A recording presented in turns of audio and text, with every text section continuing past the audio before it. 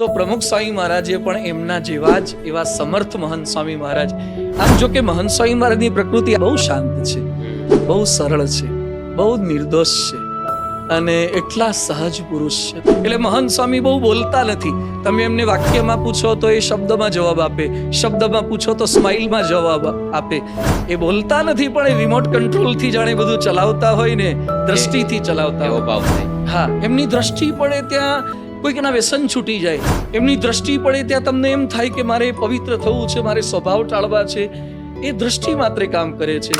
એ આશીર્વાદમાં પણ બહુ થોડુંક બોલે છે, છતાં બધાના હૈયા વિંધાઈ જાય છે.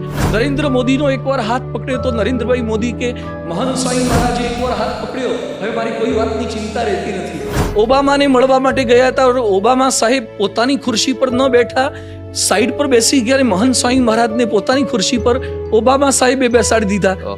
એમના એકવાર દર્શન કરે છે ને ખબર પડી જાય છે કે આ તત્વ જુદું છે, આ ડિવાઇન તત્વ છે. શતાબ્દીમાં પણ બધાને બહુ અનુભવ થયો.